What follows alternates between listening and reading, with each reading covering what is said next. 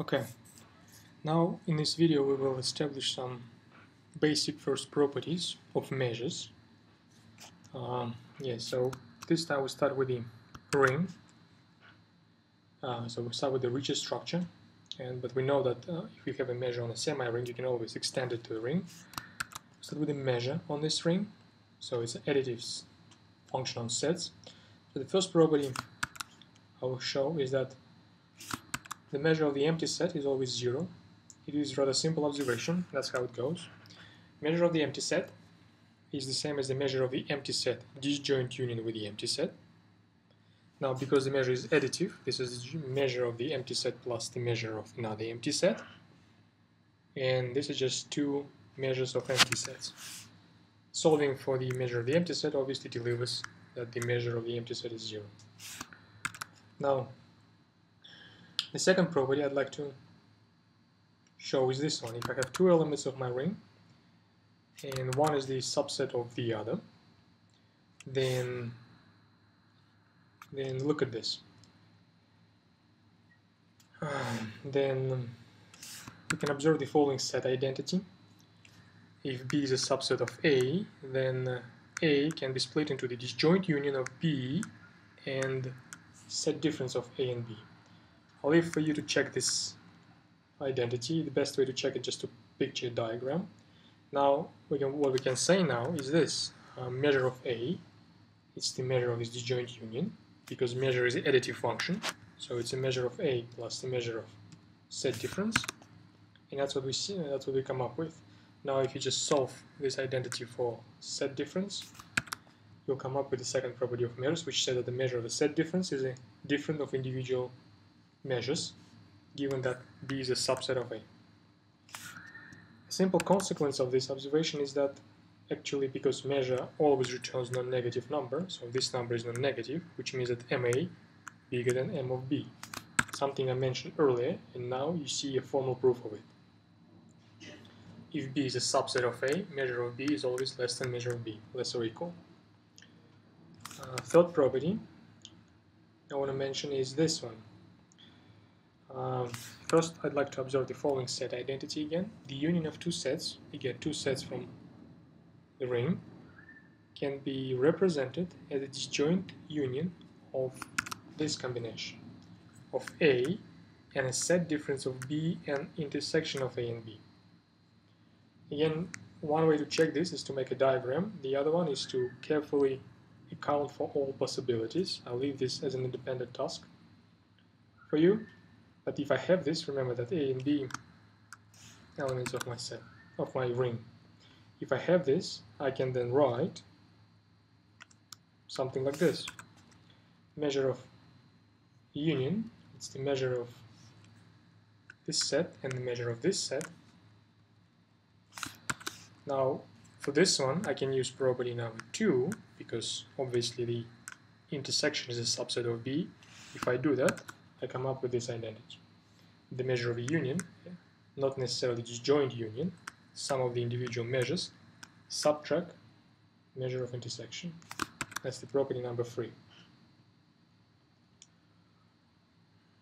As a consequence of this property, I have property 3.1, which says if I have two elements again, A and B from the ring, then the measure of the union is less or equal than the measure of individual sets. And the reason for that is just you use this identity, you drop out this negative term, because measure is something non-negative. You drop out this term, the right-hand side becomes bigger, and that's why you got this inequality. This can be extended to any number, any finite number of sets by mathematical induction. I mean, if I have n sets this time, then I can say that the measure of the union of these n sets, not necessarily disjoint union, just a union, I can represent the set as a union of the first element in this union plus the union of all the rest of them.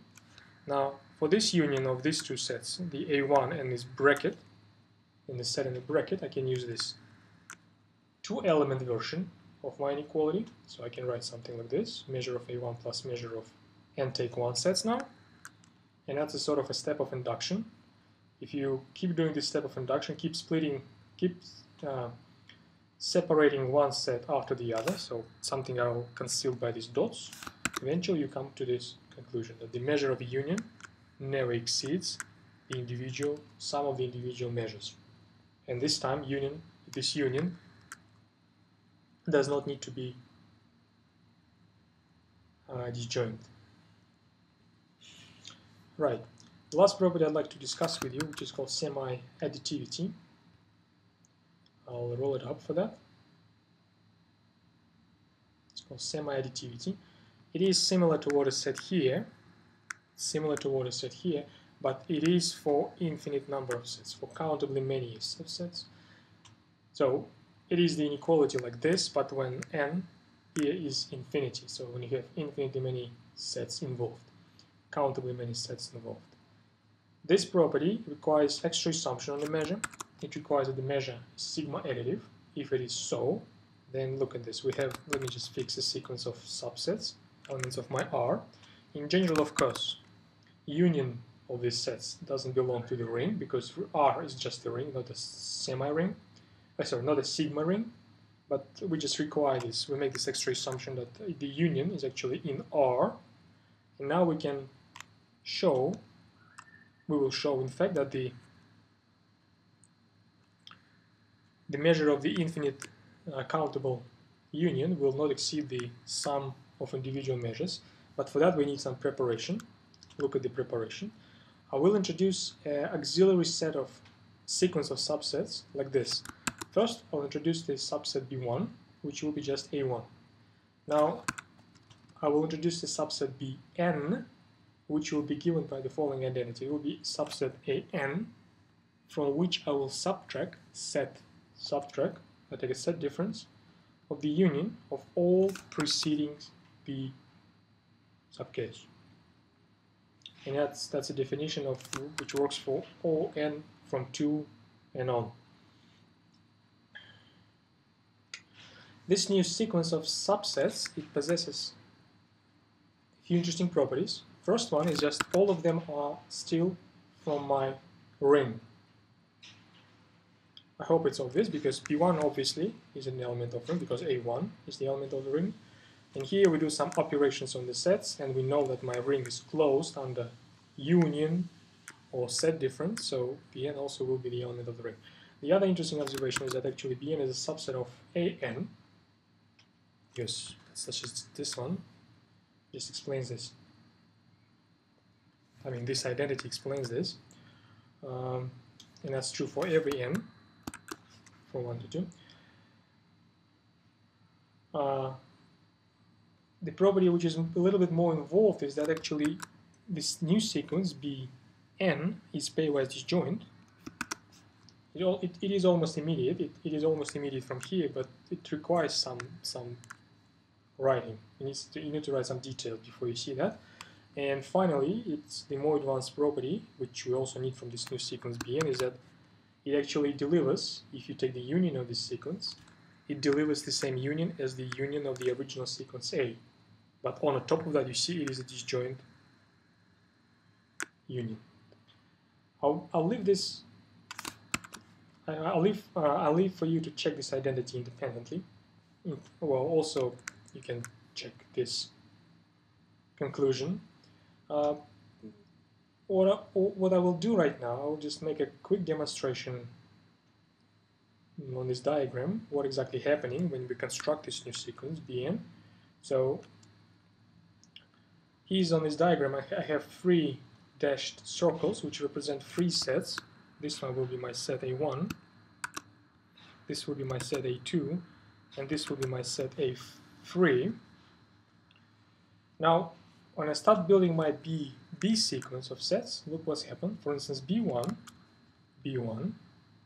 it will be just A1, right? So B1, it is this pink set A1 basically.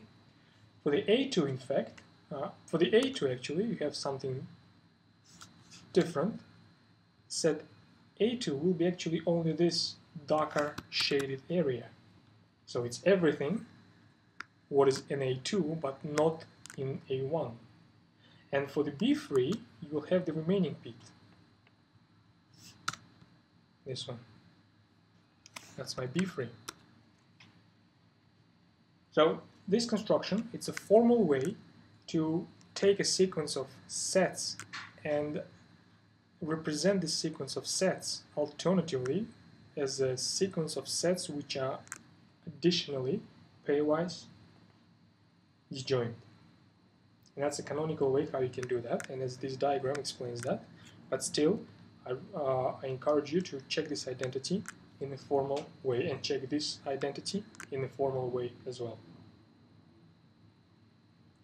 Right, if we have all of these properties established, then look what we can say now.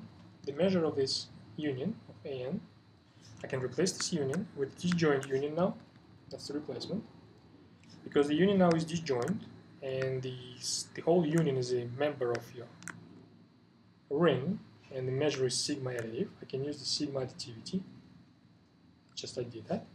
And now because my Bn is a subset of An, the measure of individual Bn less than measure of individual An. And that finishes the required inequality.